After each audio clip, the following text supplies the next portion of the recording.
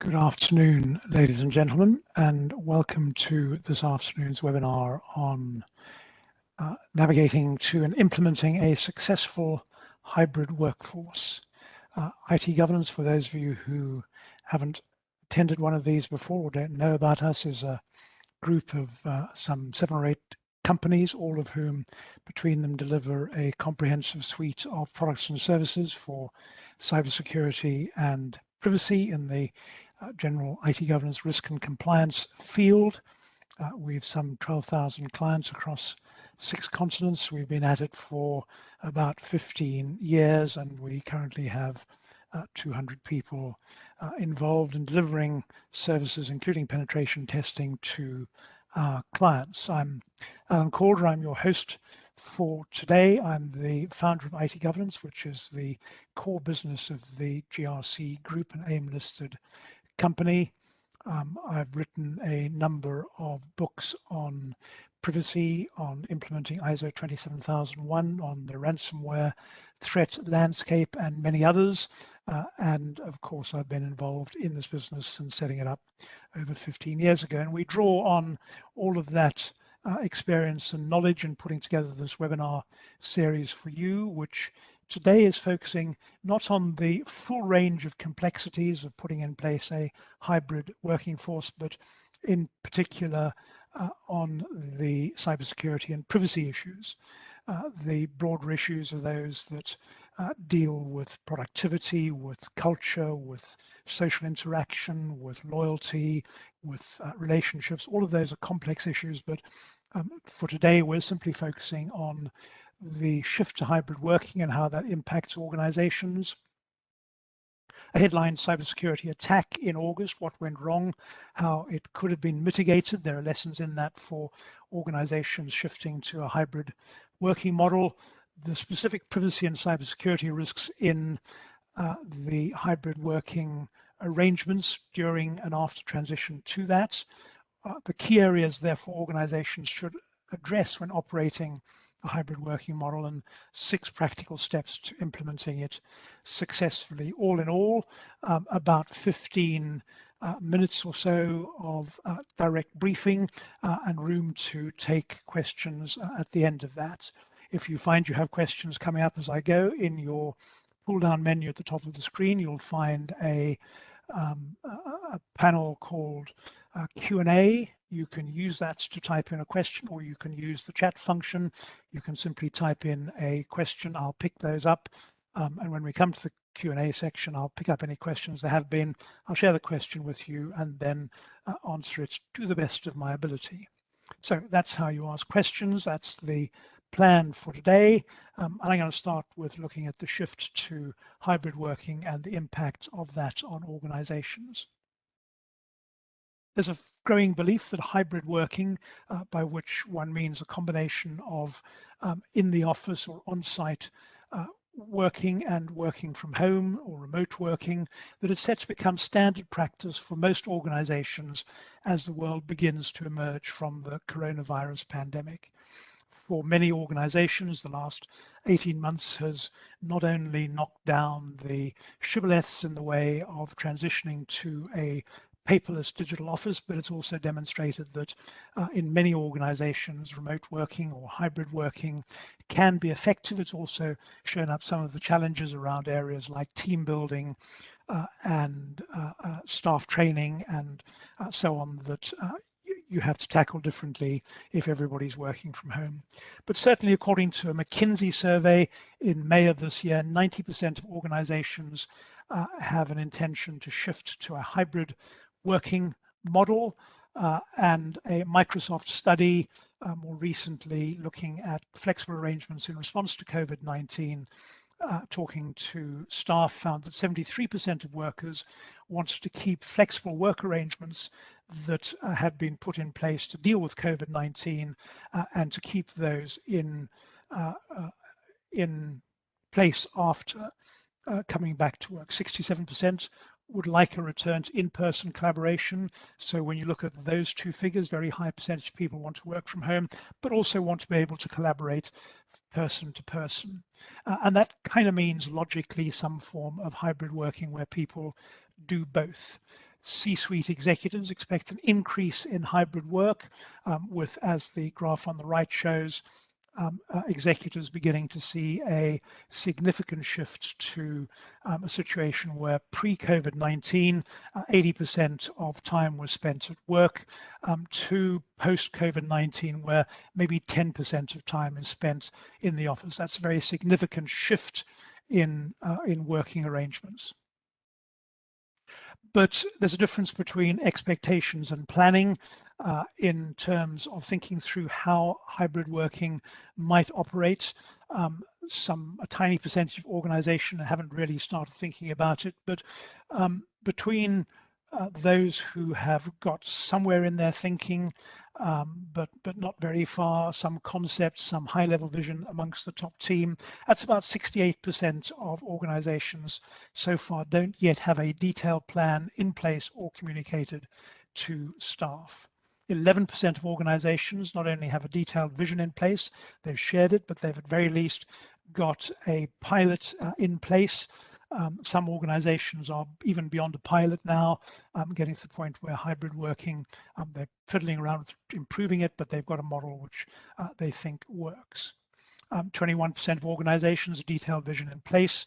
Management's aligned with it. They understand policies and procedures, how that's going to work, but it's not yet fully communicated out into the staff.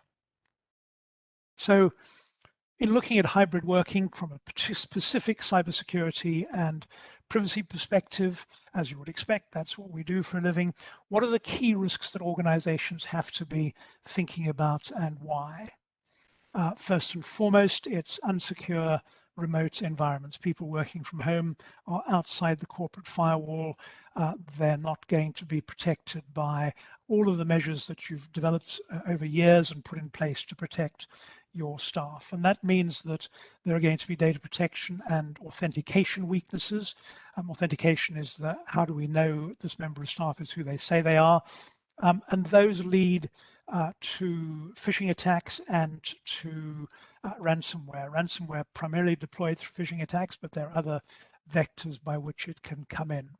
So when you're thinking about hybrid working, you've got to be thinking, first of all, about public networks. You're going to have staff primarily communicating across public networks, perhaps storing data in the cloud. They're not necessarily going to be logged directly into a secure cloud environment, but public networks are vulnerable unless you have some form of encryption or VPN in place. Public networks are a vulnerable communication route. You've got people working in a home environment where lots of other folk may have access to the work device, can sit in on meetings without the business being aware of it, can see what's happening. You don't have the physical security that you have in the office. And so you need employees to take personal responsibility for data protection in the home and in the remote environment.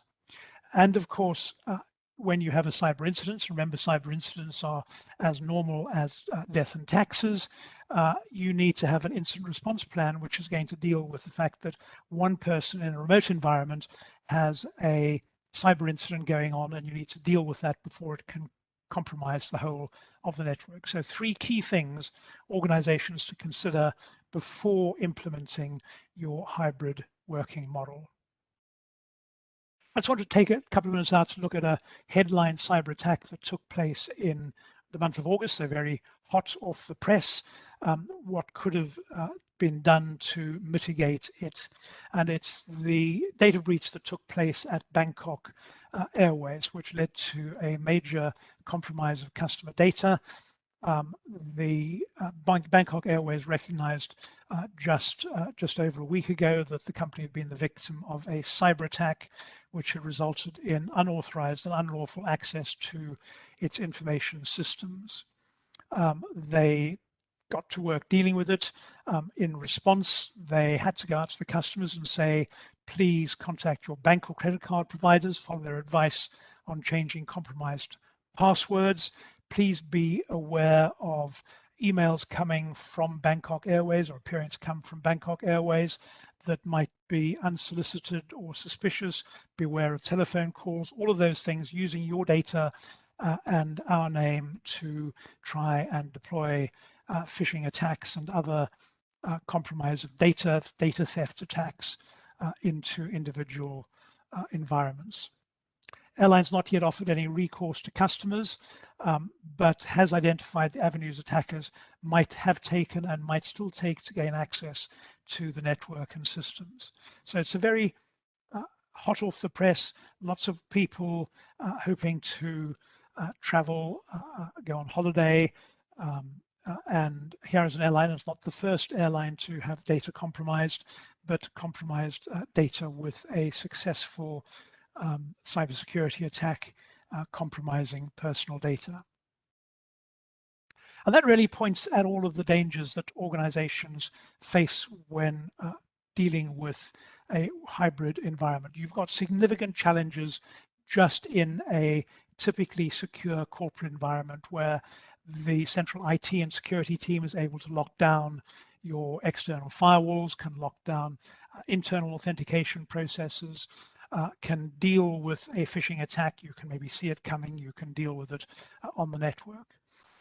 When you have a dispersed workforce, people working from home, they're quite often bringing their own device. The risks are even greater than when you let people bring their own device into the work environment or to work from that while traveling, because that's permanently what they're working from. Unless you've deployed a corporate hardened device to your staff's environment, you've got people using devices over which you don't necessarily have a lot of control over configuration. So your corporate network could be at risk the next time the device connects to it.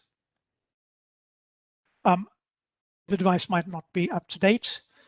So it's not just physical security, it's up-to-date anti-malware software, it's patching that's up to date. It's all of those aspects that means that on their own devices, people are only allowing themselves, the member of staff, onto the device. That's all who can get onto the network. As I said, you need staff to have a sense of personal responsibility. And that's particularly important in terms of looking at phishing attacks. Most malware is delivered via malicious attachments, and so remote working makes it much harder to spot phishing attacks. Wi-Fi and remote access means that security features people might take for granted in the office might not be available. In particular, authentication is not necessarily going to be as robust as it is in the office. It's a common attack route for cyber attackers. And of course, cloud security might be relying on third-party cloud services to communicate and collaborate, but using them securely is critical to corporate data, and cloud services are themselves not automatically secure. So when looking at hybrid working, you need to be thinking about how you improve employee security and data protection awareness with short staff awareness courses. And staff awareness training, this is the personal responsibility, should include cybersecurity, information security, GDPR, payment card industry, data security if you're processing payment cards remotely. You need to be testing systems, so you need to make sure that you scan and test all remote workers to look for vulnerabilities in internal and external facing infrastructure. You need to look for vulnerabilities in web applications and in remote access systems. You need to monitor how data is used. You need a service like Breach Track, which seeds a database, a customer database, a staff database with digital data seeds, so that if data is exfiltrated, you can identify the fact that it's been stolen almost immediately, because you will pick it up the first time that the data is misused after it's been exfiltrated. And you need an effective cybersecurity incident response plan that enables you to respond extremely quickly to data breaches. And a good cyber incident response plan is going to be one that not only has been drafted for your own environment, but which you're able to test on a regular environment. You need to have looked at, particularly if you're depending on the cloud, you have people working from home, they could be working from anywhere in the world.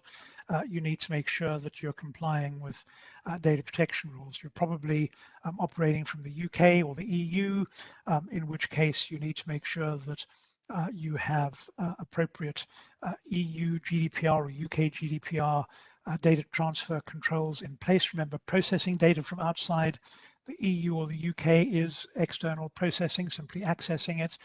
If you're an organization supplying services into the UK or the EU from the US or anywhere else, again, you need to make sure that you and your staff are complying with the relevant data protection acts. And that means that as an organization, you need to be clear about what data flows look like so that you can identify what's flowing in and out of GDPR controlled areas so that you can put in place appropriate data controls. So the practical steps for an organization to successfully implement a hybrid working model: assess your current organizational state, pinpoint any gaps that give you a starting point to the policies and procedures that you need to put in place, the security architecture that will be necessary to protect the organization. Write the policies. The policies will provide a roadmap for day-to-day operations and ensure compliance with laws and regulations, giving guidance to staff on how internal processes are going to have to work after you've transitioned to remote working or hybrid working. Train staff, preferably before you hybrid. Many of your staff may already be working from home, so with a bit of luck, you've been running staff training for home working staff, but if not, it's an area you need to accelerate. Cyber basics in place to stop the most common forms of cyber attack. That's frameworks like Cyber Essentials, Cyber Essentials Plus, ISO 27001. Make sure you've got basic privacy security in place to protect yourself against data breaches and to ensure that you can deal with them should they occur, and put in place an appropriate long-term security strategy so your organization remains secure under all circumstances. The ways in which IT governance can help you is across all of those. We can help you make sure that you have appropriate cybersecurity essentials in place. So Cyber Essentials Certified will check that your infrastructure is appropriately configured. You've got secure settings, default passwords are changed. You've got control over who has access, protection against malware, and that you've got everything patched and up to date. Cyber Essentials, a very good starting point. You can find out more about that from IT governance in the UK. You should be running regular penetration testing, both externally and internally, as well as testing weaknesses in the capability of staff to spot and respond to phishing emails, to smishing emails, to voice attacks. All of those are things that you should be testing to make sure that staff are not going to be caught out. Penetration testing, there's a range of penetration testing, from network infrastructure and web application tests to testing for a compromise in remote connections to find out how easy it is for staff to penetrate and exfiltrate data. Very good test. And simulated phishing attacks, really good way of making sure that staff are on the ball where phishing is concerned. And then two services that you could deploy to effectively outsource your cybersecurity and privacy to an organization that can provide expert service on a 24/7 basis.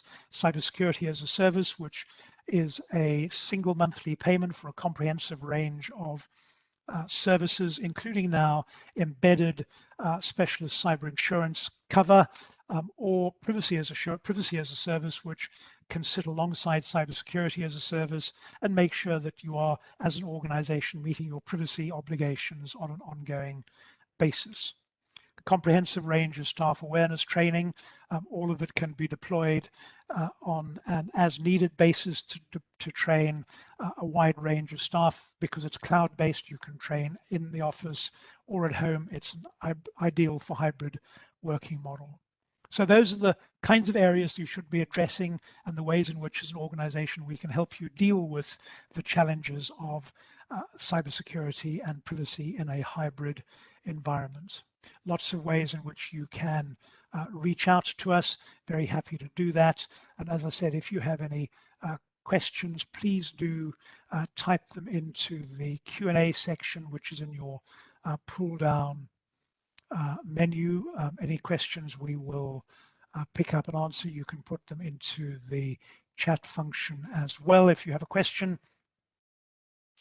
I'll read the question out and then share it with you. If no questions, then we'll call it a day, and that looks like that's the situation. So Ladies and gentlemen, I hope it's been a useful 15 or 20 minutes.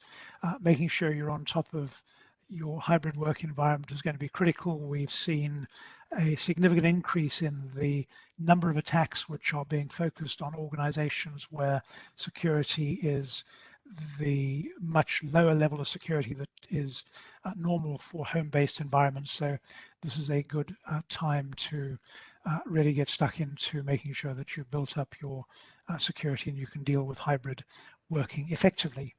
I hope you all have a successful and safe day today. Thank you all for joining us, and hopefully you'll join us on a later webinar. Thank you all, folks. Have a safe day. Bye-bye.